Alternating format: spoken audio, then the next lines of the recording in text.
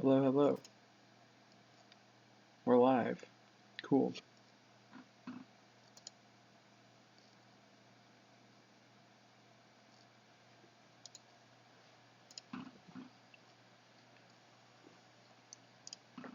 How are you?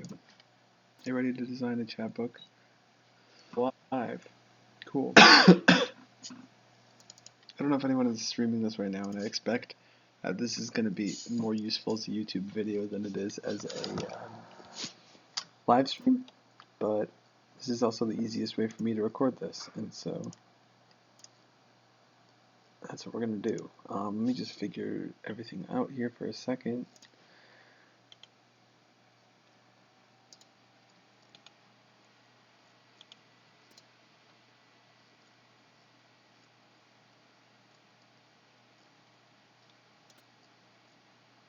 Okay, cool. So today we're going to be talking about how to design a poetry chapbook in Adobe InDesign. I'm going to step you through some of the preliminary steps, some of the basic features that I'm aware of in InDesign, and this will probably have to be done in multiple parts because it's a time-consuming process, and there's some boring parts that we might have to just skip over. But overall, I think this will help you to get your books printed, which is exactly what I want. So let's first talk about let's talk about the book that I'm designing first, because this of course affects the way that you design the book. The book affects the book. I released this chapbook called Alien Drug in 2013. I think I only printed like 3 copies of it, but I mostly distributed it online as a PDF. And as you can see, the poems take a sort of square form where the titles are oftentimes nearly as long or longer than the poems themselves. So that's sort of a unique factor of this book that will play into the way I design the book. And so recently I received a Spanish translation of the book from a translator and a friend named Fernanda Alvarez. Really fantastic of her to do this, and so I'm going to design a sort of Spanish translation of my book. But I think you can follow the same sort of steps with your own book, and there's a certain point I'm sure you can get to where you start to understand InDesign, and you can go on from there to finish your book. So before you even start up InDesign, there are several first steps. First, you need to obtain InDesign, which is an expensive program. It's an Adobe program like Photoshop, but I think they based off of a subscription model now. And so there are a couple of ways that I thought of that people can get their hands on InDesign.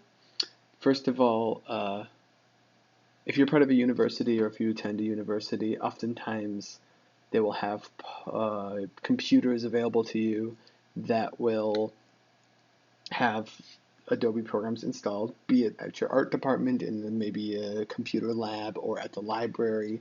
It might take some searching to find this, but this would be a good place to start. Be sure that when you're saving your documents in between using it, if you're using it at a public university, to save it to a hard drive or something, a flash drive. Some universities actually give you access to programs to download to your own computer. They have like subscriptions with Microsoft and with Adobe.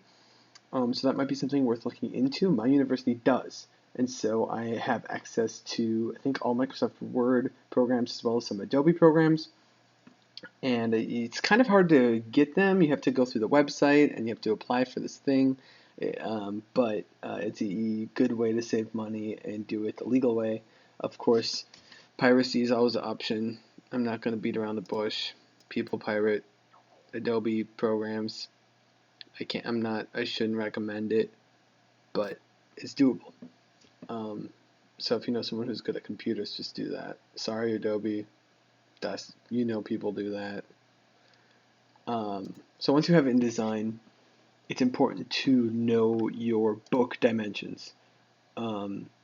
If you are printing it yourself, if you're printing it and it's just like a sort of DIY sort of zine thing, excuse me, then your best bet, easiest bet would probably be to use standard printer paper folded in half. That would look something like this. So it would be 5.5 inches by 7, I think, would be letter size cut in half. And then I just bound this one with a twine and 2 holes. A very simple way to get your poems printed. You can do it at a Kinko's or at at your university printing lab again. But I'm using a service called 48 Hour Books. It's a service I really like. It's a print-on-demand service. They were very fast, very professional, very convenient. I'm not sponsored by them. I just really like their service. And that's how I print most of my books. And so they have several options for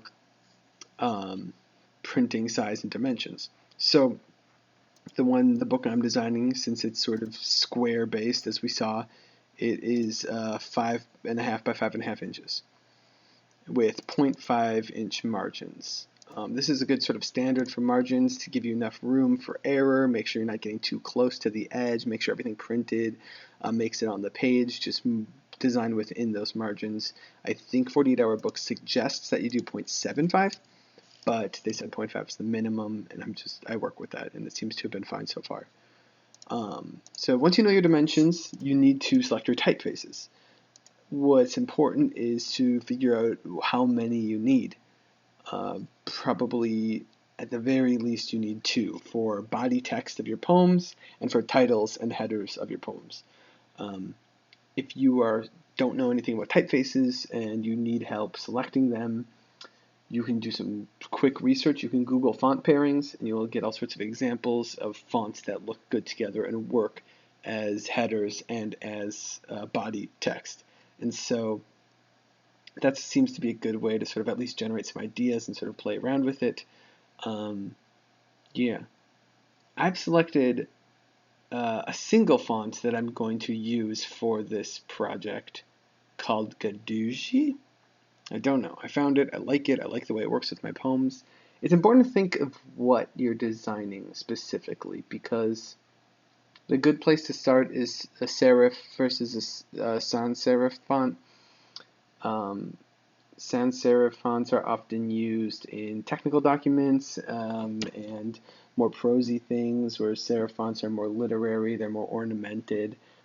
Any research I've done into what's better, I mean, there's all sorts of, it's kind of a contentious argument which one is faster, more legible, better for reading, and so really you kind of got to go off historical precedent. And so if you're designing something literary, unless you have a reason to do it, I would suggest using a serif font.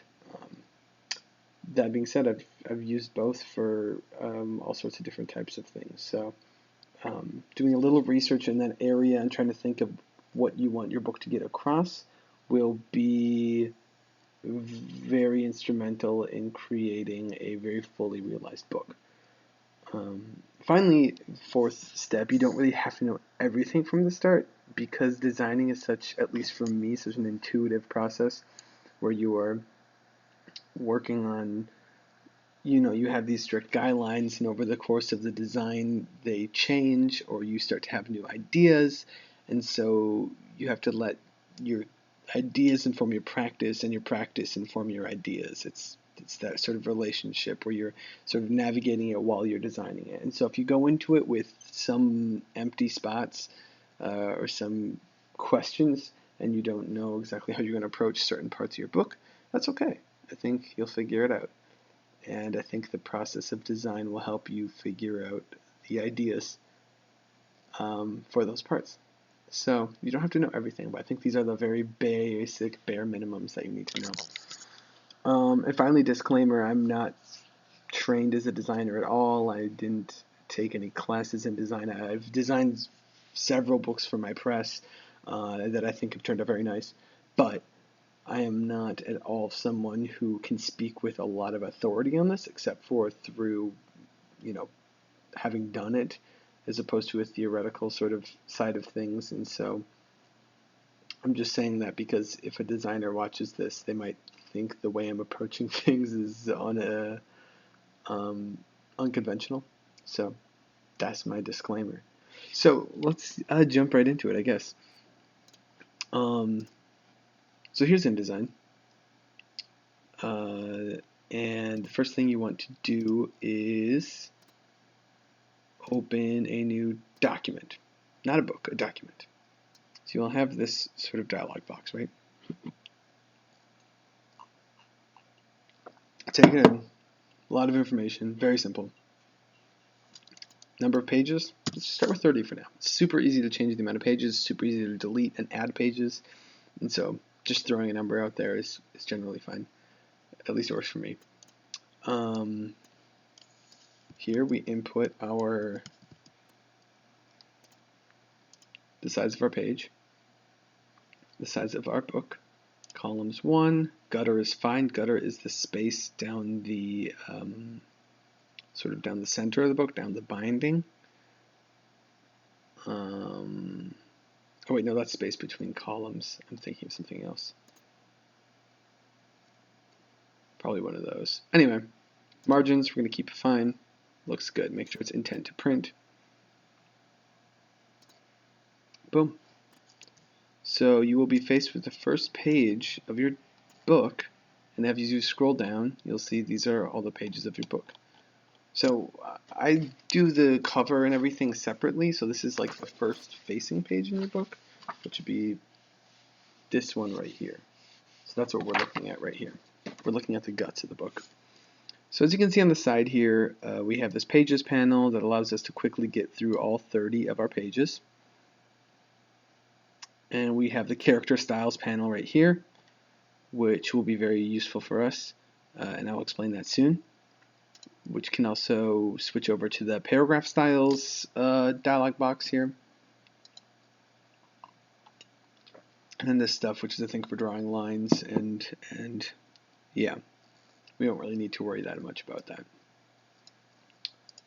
Up here, this is important, the master spread. Anything you do to the master spread, it's not part of your book actually. There's no point in your book that is the master spread. The master spread is sort of this overarching element. Anything that you add or change here will be added or changed to everything in your book. So if I add that there, well, it didn't work what I thought it would work.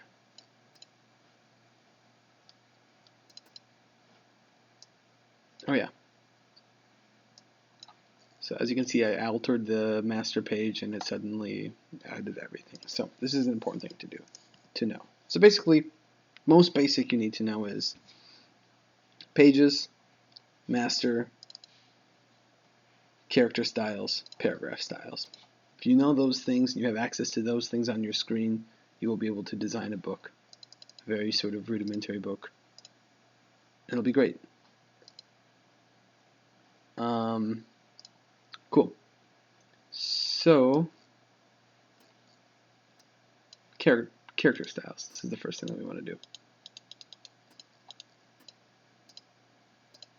So character styles are probably one of the more useful features, especially for book designers in InDesign.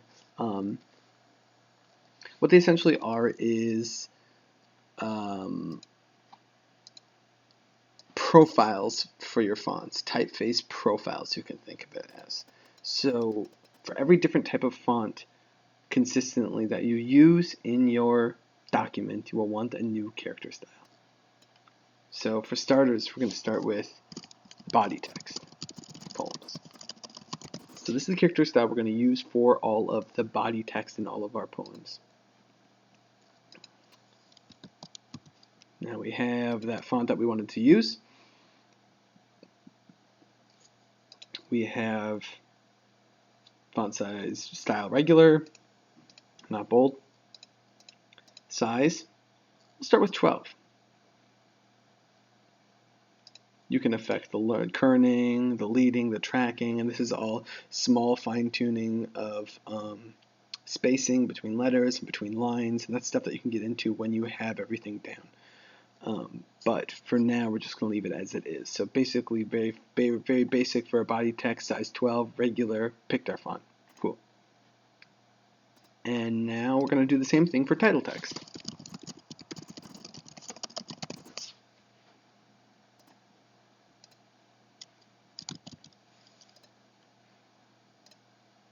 Now this one, we're going to keep it to the same font. Again, most poetry books, any poetry book that I pull off my shelf is probably going to have a different font for the title and the body. But because this book that I'm designing is so sort of paragraphy in both prosy in both the title and the body text, I'm going to stick with the same font so they kind of bleed into each other in a way, even though one is clearly the title. So let's again keep that at 12. So now we have our two character styles. Now the great thing about character styles is, say you're designing your book and you get halfway through using these two character styles and you realize, oh no, I don't have the room to fit this later poem in my book. It doesn't fit like I expected. I need to shrink all of this down in order to make sure all the poems fit while still looking consistent. With character styles, you don't have to go back and edit every single poem. You just edit the character style, and it will decrease the size of every instance of text that uses that style. I will show you.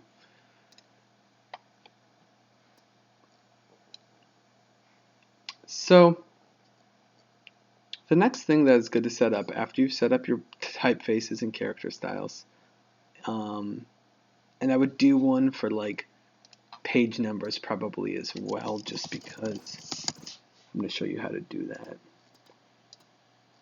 Page numbers. Let's just let's put it in a more fanciful font. Let's italicize it and let's make it pretty small. Cool. Now we have these 3-page paragraph styles. We can start inputting our poems, except we want to get all of the spacing right. So we're going to go to the master sort of spread.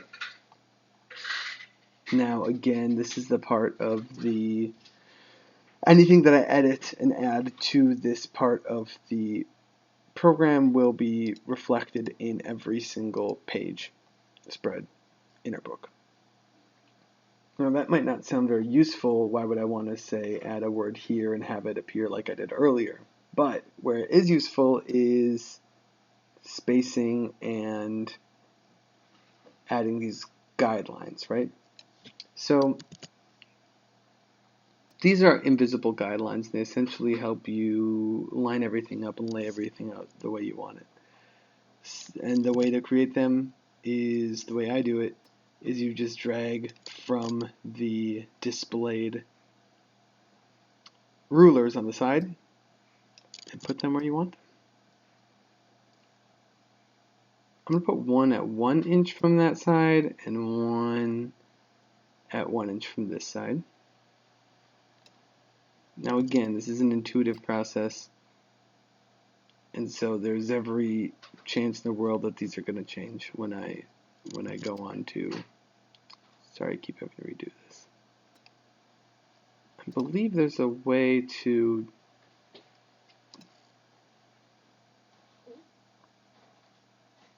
you can edit the guides here. This is what we're working with right now. It's called guides, but we're just gonna make sure that they're all as they're supposed to be. So now we have these 1 inch guys kind of guiding us away from the margins, right?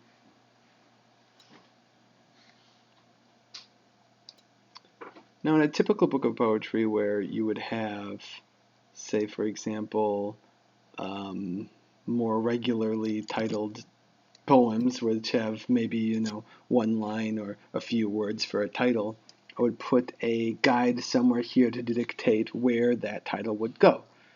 So let's just say I put it there. Now we have all these guides, these delightful guides, and I would say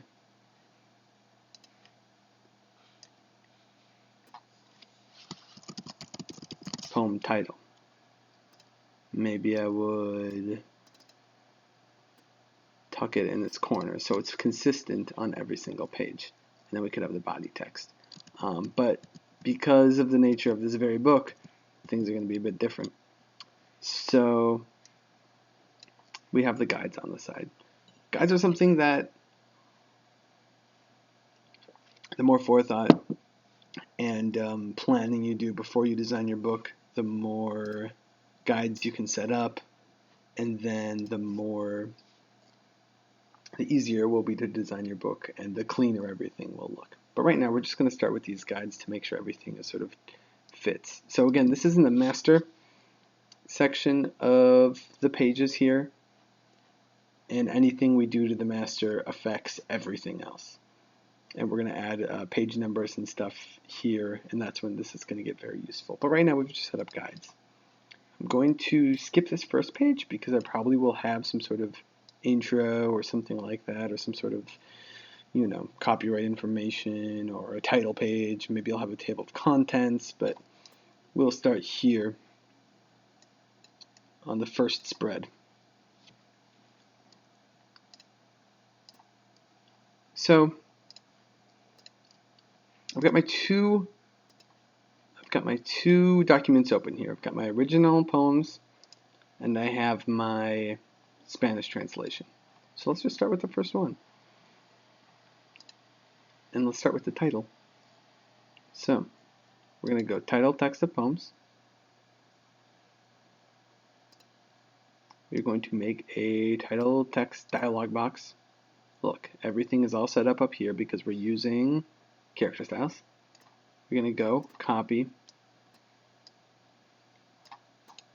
from this, copy the title text, and paste. Oh no, it looks terrible and it doesn't make any sense, and that's not how it looked at all. Well, that's okay. I planned for this. Because for some reason when you copy paste things from PDF documents into InDesign documents, or into InDesign, it messes up all the spacing. You copy the same text into Microsoft Word and it's fine. So I've kind of figured out a little trick for this. I just paste it into the URL box and it converts it into plain text. It takes out all that weird spacing, and then I copy that into my InDesign. Now if you're taking your poems and your from Microsoft Word document where the spacing is already set up, you won't have to do that. But just a warning that moving things from PDF into InDesign always has these weird problems. Okay, cool. So as you can see, we have the font as we wanted it, bold, size 12 in that font, thanks to our font style. But it's not quite what I want, because in the original document, things are justified. It makes everything have this rigid sort of square look that I liked with these poems. So pretty sure that's something we have to do with our paragraph style. But let me double check. Yeah. So paragraph styles are like the same thing as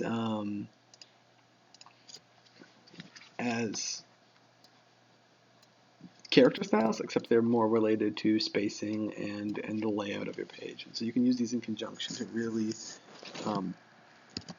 do a lot of cool things. Title and body text. I'm just going to justify, because it's essentially going to be the same everything except full justify. Boom. So now we apply that by clicking on it. And as you can see, we can really easily switch between our three character styles, but we're going to keep it on title. And so now we have that, and it looks pretty good, right? That's what I wanted.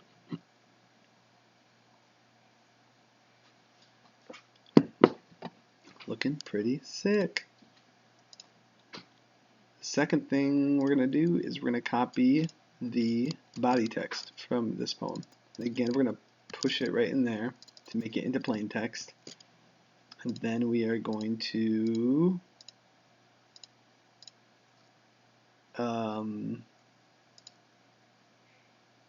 do the same thing we did before. Except this time, we're going to make sure it's body text. paste. Uh-oh, this one is not in our paragraph style. Boom. And now it's looking closer to what I had before. So this is when I have to start making decisions about how I'm going to lay out these poems, right? Again, this is an unusual type of book with an unusual form, and so it calls for unusual questions to be asked. One feature that I really do like is that if you are double-click the handles here, it will make it as small and as succinct as possible, so we have the actual dimensions of the text box and nothing extra. And it's good to do that around all sides just to make sure everything is fitting entirely there. And so I think what I want these poems to look like in this publication is I want them to have a sort of consistent amount of space between all the titles and all the poems, and I want them centered on the page. So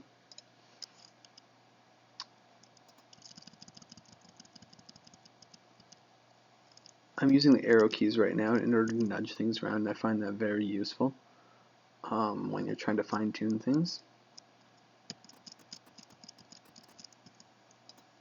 Again, intuitive process. So if you hit, while you're designing, if you want to kind of see your book as it is, without all of the lines and the margins and everything, and see how it would look, you can hit Shift W, and it kind of displays the poem. And since I'm only using half of my screen right now, you can only see half, but for me it's showing all of the book, including the blank page on the right. So Shift W is the best way to do that. I think there's a way to do it up here too. Doesn't matter, Shift W. So I kind of like a bit more space between these two. Let's see how I did it before on the PDF. Yeah, there's like a bit more than a full line of space there. Okay, that's pretty good. So this is where it gets to the point where it's like, obviously, I'm sure there's a way to do this better than the way I'm doing it, but when I have something like this where I need to consistently measure out, I just literally use a black box using this draw black rectangle tool, I should say, and this becomes this little measuring tool that I use between all of the poems. And so that just allows me, I just kind of move this from page to page, make sure the spacing is right. So let's say this is the amount of space I want to have between my two poems. To center things, they're already very much centered on the horizontal axis. You can tell from the pink line that shows up there. And then we just move it around until it feels it's centered on the vertical axis. As you can see, there's this sort of crisscrossing pink lines. This means it's totally centered. Cool. That looks nice. That looks very clean. That's what I want.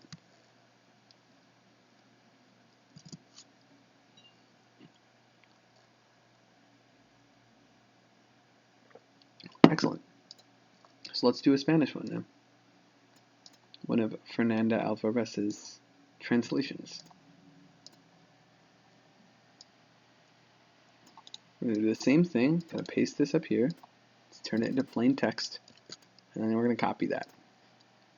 Then we're just going to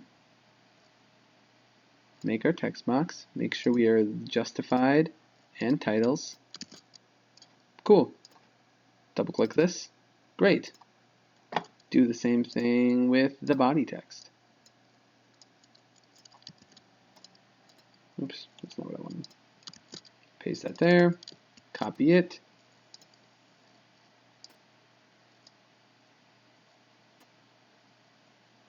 Body text of poems. Make sure we are in our paragraph style. Paste. Then we got to get the spacing out. Oh, so this is a good little thing.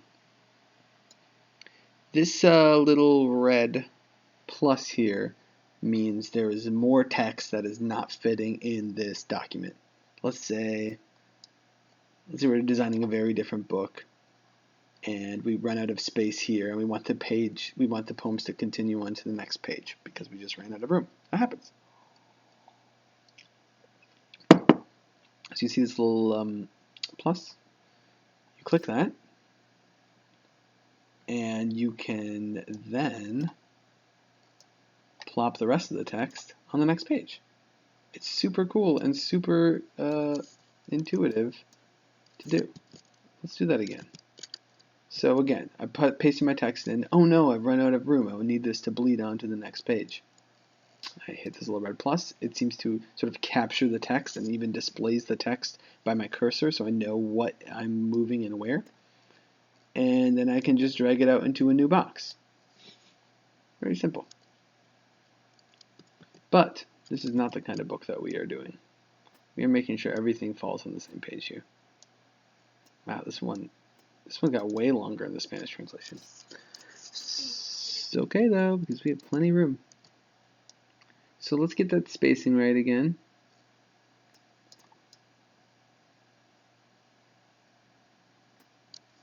Right? So that is the exact same spacing between those two that we had on the last one, and then let us center it. So we have that pink X, and we have our first spread. That's great.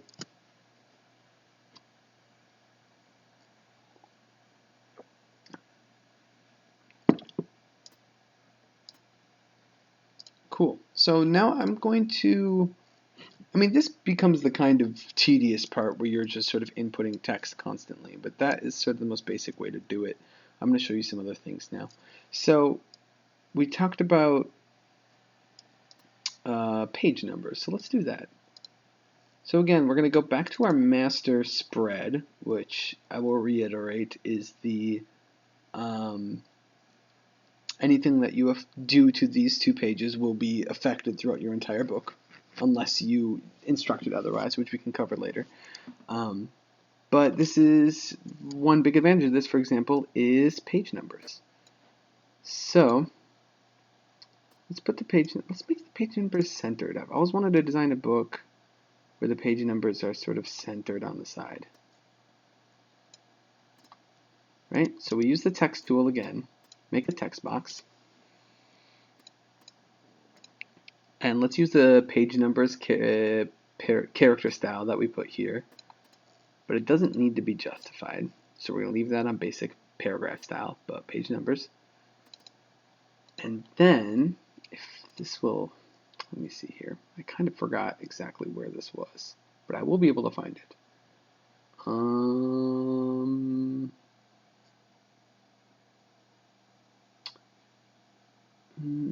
Insert special character. Here we go. Ah, perfect. Cool. So you make on your master page, on your master spread, you make a text box where you want the page number. And we're going to do one for each side. Then you go to, where did I find that? Type. I think you need the type tool to be slow. Oh, no, I guess not. Type. Insert special character. Markers. Current page number. So if we zoom in, you will see it is in the typeface that I selected for page numbers. It's awfully close to that margin. So I'm going to knock it over to the side a bit, but make sure it's not, doesn't get too close to over here where our text will be. So as you can see, it's an A, but if we go here, oh, it's page 2. I think that's too small. So we're gonna do a couple things here first. So again, we're going to double click the handle to make sure the box is just the size of our one character. So we are not working with all this extra room. And we are going to make sure that it's centered. I'm going to copy that. Sorry, I'm zooming in and out a lot. I'm going to paste it over here.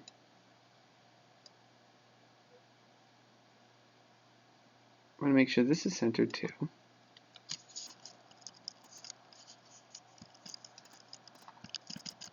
this gets a little weird because page numbers are typically only 2 characters, unless you're making a very big book. you have to realize that your page numbers are going to be about 2 characters long. So we're going to shrink these down to about the size of 2 characters. I'm doing this very inaccurately, but that's okay. And we're going to go, we're going to go, Now, if I was really taking my time with this, I would bring in another guide and put this right down the middle and make sure everything is all centered and delicious and looks good. But right now it looks good enough. So now on our master sheet, as you can see, we have the 2 page numbers. And we go back, and what is this? Page number 2, page number 3. That's great. Obviously not page number 1 because that's up here. But if we go here, as you can see, it looks okay. I think that looks too small and it looks weird kind of because it's italicized. This is why we do character styles. We can edit this style. Let's make it bigger. Let's not make it italic. But now my little box for the character styles is too small. So we have to increase the size. That's much bigger. I'm going to copy that and paste it over here. Get that guy out of there.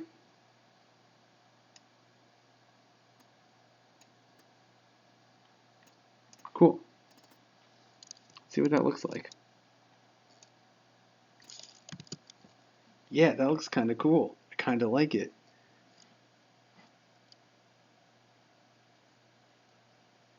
I think on the right side, I gotta boost it this way a bit. But that's a good start at least. And you can see how easy it is to quickly edit and make big changes. What if I suddenly decide I want the page numbers to be huge? Well, I can just increase this to like 20. And then goof with these things. Oh, maybe I decide I want it to be up here on my master spread. I added it. That might be cool, actually. This is my favorite part of designing, is you get to try all these little different things.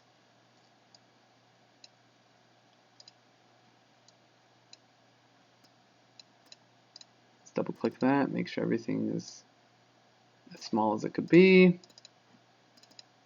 Oh, that looks cool too. But it looks distracting. You can't see the right side here, but it looks very distracting on the right side. So, I think I liked it where it was before. So I'm just going to undo a bunch of steps until it's back to that. Yeah, that's what I liked. So I just undoed all the way back to where we were. I'm not quite satisfied with the page numbers right now. And I think I could just keep tweaking it, try different sizes, trying different typefaces, but it's not as fun to watch. And so I'm going to kind of keep going.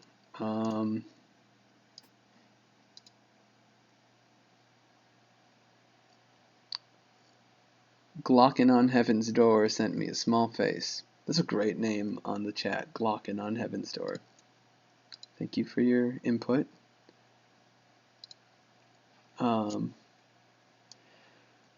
Cool. So let's do another page.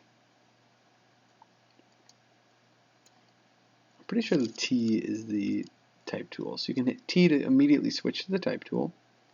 Let's go to the next poem. Go on the English version first. Poem about my dad. Copy that here.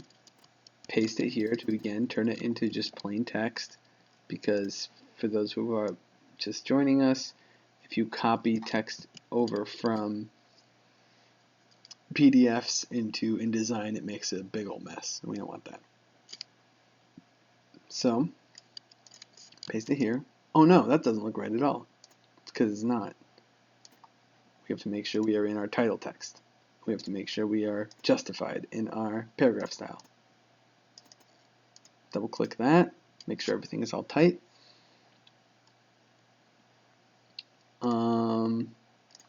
Let's get the English body of this poem. Paste it there, copy it.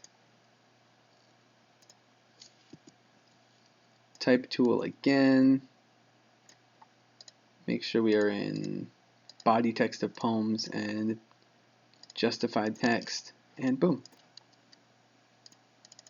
Now let's go get our little measuring stick, cube, block, rectangle.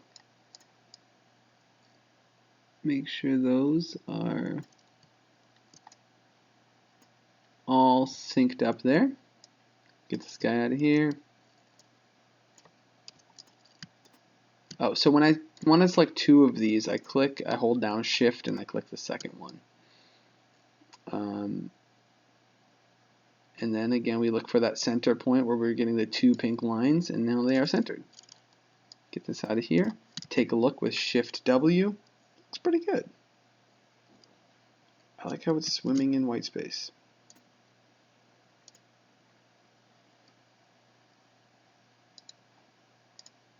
It's cool. Let's do the next Spanish one. Let's just keep going.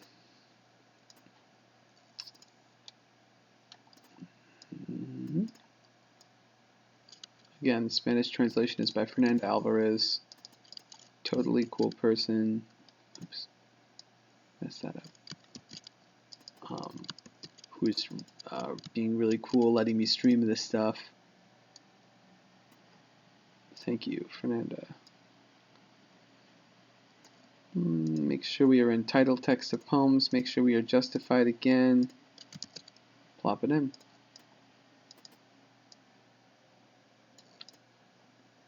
And then let's go get the body text, which is that one. Un momento insignificante que probablemente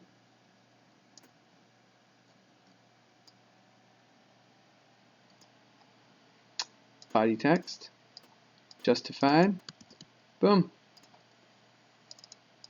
So let's talk about some hypotheticals here. Once I get this everything all lined up here.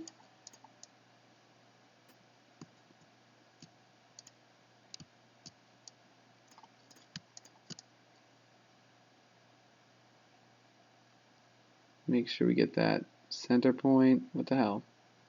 Give me that center point. Perfect. So say, yeah, we get pretty far in our book designing, and then you realize, actually, I don't like the fonts that I chose for this. I am very indecisive, and I discovered this great new font called Wingdings, and I just want everything to be in Wingdings now. Because we use character styles, you don't have to go back and change all of your titles to Wingdings. We can just go in,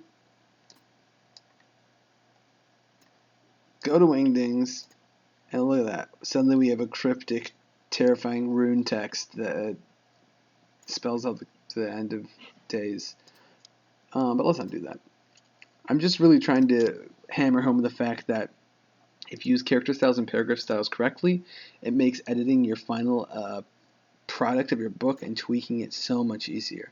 You will do a lot less tedious work, and it's a very simple step to do at the beginning. So I think it's really important to know how to use character styles and paragraph styles.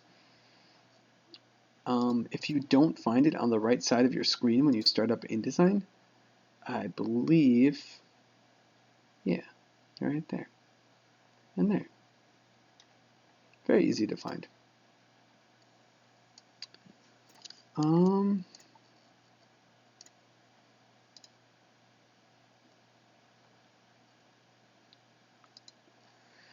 Let's see here. What else could I tell you about?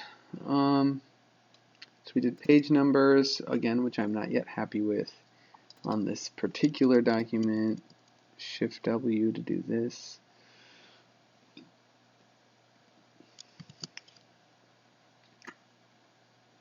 Yeah. I think that's a pretty good, at least, intro to how to get your text, start getting your text in the layout in the program, and how to start laying it out properly. I think I might do 2 more pages, and I'm trying to think here if there's anything else I need to cover. If you have questions, feel free to chat them.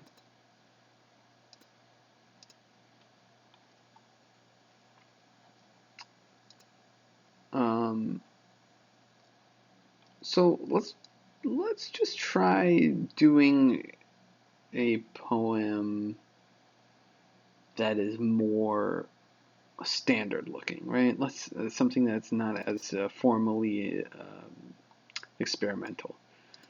So say your poems have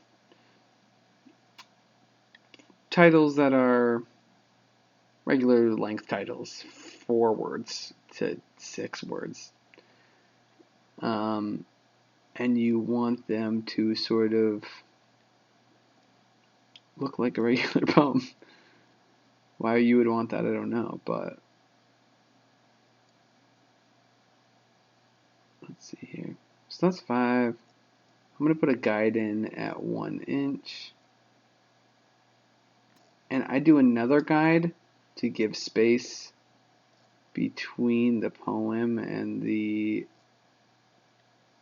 title. Sometimes it's 0.25 inches. I've done smaller or larger, but I think that's like at least a good place to start. So again, since we're doing this to the master, this affects everything. So ignore that. Let's go, oh, my poem is called Future Predictions Tulips.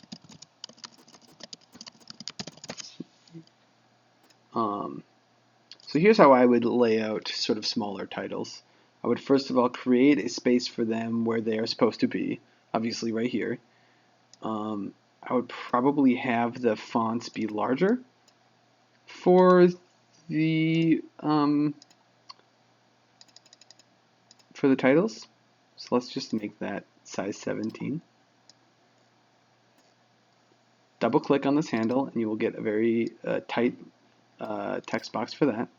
Then we can just kind of fit it into our guides there. And then since the regular poem isn't justified, we're not going to mess with that.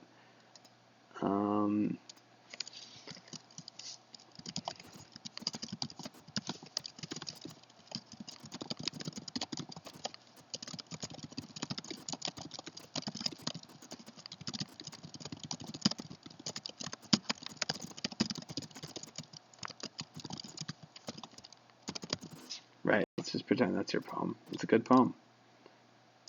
And so I would tuck that in right there. Make sure it's body text. And boom.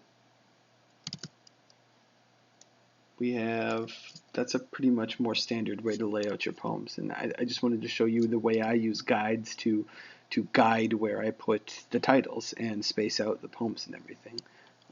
But again, these poems are going to be centered because that's how I want them. So I'm going to undo everything I just did. Get out, get out, get out, get out, get out, get out, get out, get out, get out, get out, get out, get out, get out, get out, get out, get out.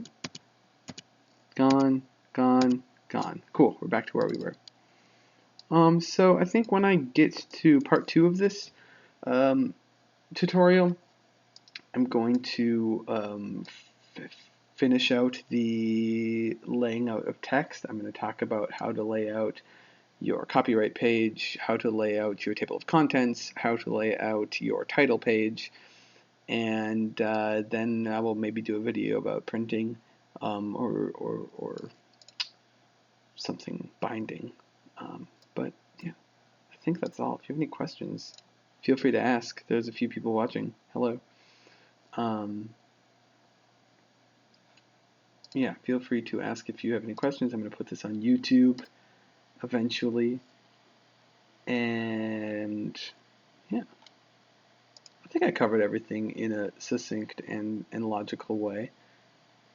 And I think this book is already looking pretty cool, right? You can disagree with me if you want, but I'm excited about it. If you want to read this book, if you have any interest, go to my website, which you can find if you just Google August Smith Poetry, and it's under my chapbooks. Yeah, thanks for watching, everyone. Have a good night.